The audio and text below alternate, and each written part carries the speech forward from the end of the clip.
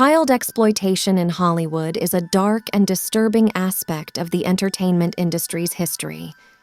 During its early days, the studio system frequently subjected young actors, including child stars, to restrictive contracts that afforded them little control over their careers and personal lives.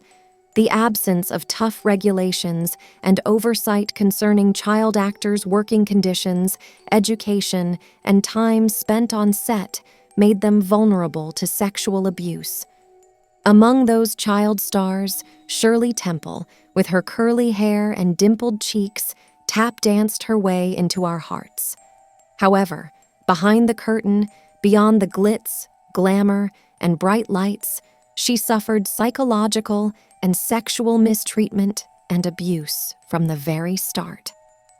Hollywood attempted to conceal these egregious abuses, but many were well documented. In this edition of Hollywood Central, let's dive deeper into the events that unfolded in Shirley Temple's early years.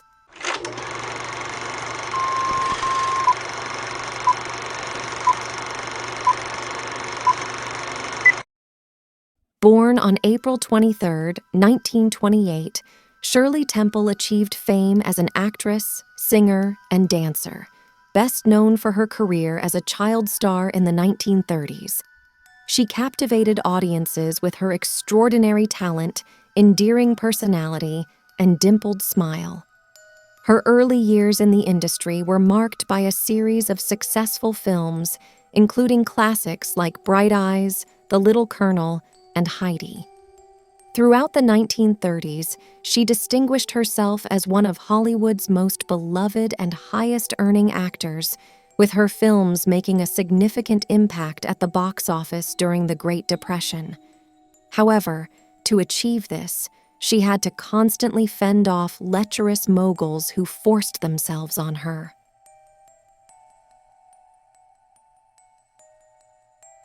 Shirley made her first appearance in War Babies in 1932 at the tender age of 3.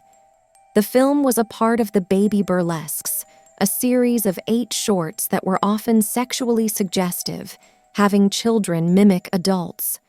The children dressed in adult costumes but wore diapers fastened with large safety pins. Shirley played the part of a streetwalker named Charmaine.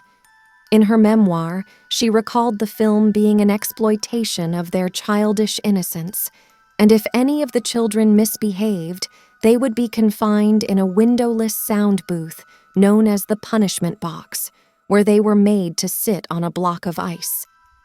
She found herself in the punishment box several times. The young star was once required to work the day after undergoing surgery on her eardrum, and on another occasion, she was forced to dance despite having a severely injured foot.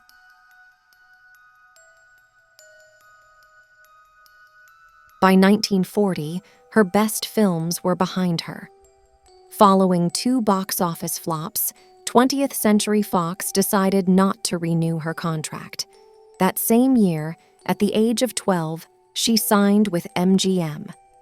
During that time, MGM was known for pushing their child stars to their limits, having them shoot films back-to-back to maximize their youthful talent. In her memoir, she recalled that during her first visit to MGM, she had the opportunity to meet one of the studio's producers, Arthur Freed. During a private meeting, Freed exposed himself to her, saying, "I have something made just for you." In response, she giggled nervously, and he promptly threw her out of his office.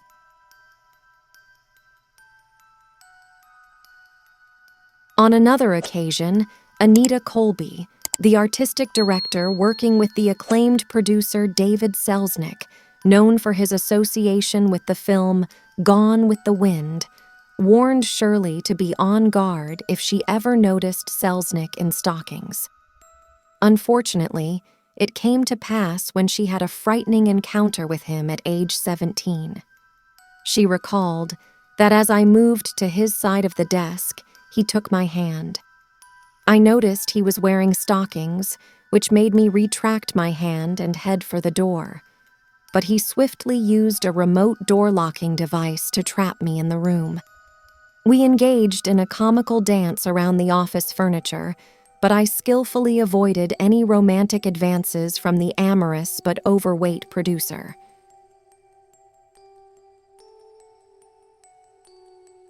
For the entirety of her brief film career, she was forced to fight off sexual predators, as she was regularly groped, threatened, and terrorized by men.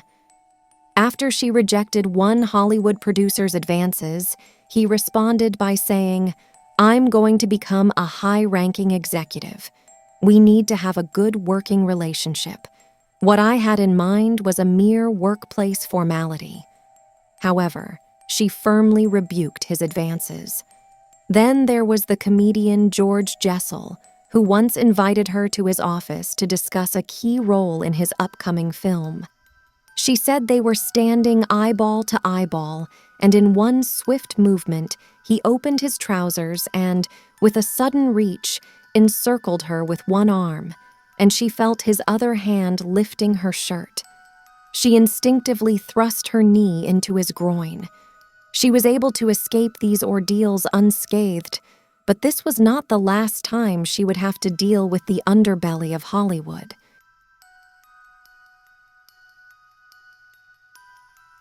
She found herself being a victim of men's twisted fantasies in reviews for her movies as well. Famous British novelist Graham Greene ended up becoming the most infamous of these critics. Referring to her 1936 film, Captain January, Greene wrote, "Her neat and well-developed rump twisted in the tap dance." It's important to note that Shirley was 8 years old at the time. Fortunately, Greene was successfully sued for libel by Shirley and 20th Century Fox. However, it is challenging to gauge the effects this could have had on the young girl's emotional well-being and self-esteem at that point.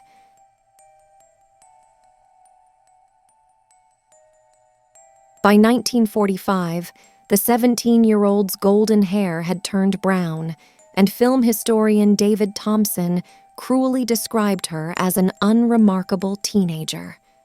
After nearly 4 dozen films and her recognition as one of the world's most famous stars, the public's interest was waning.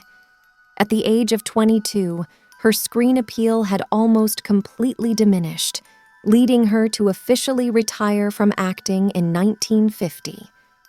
After retiring, she embarked on a new career in public service. In her later years, she was able to serve as the U.S. ambassador to Ghana and Czechoslovakia. She also served on the board of directors for major organizations like the United Nations Association, the National Wildlife Federation, Bank of America, and even the Walt Disney Company. In 1998, she was honored at the Kennedy Center for her contributions to early film and American culture. Sadly, in 2014, Shirley Temple passed away at the age of 85 due to COPD.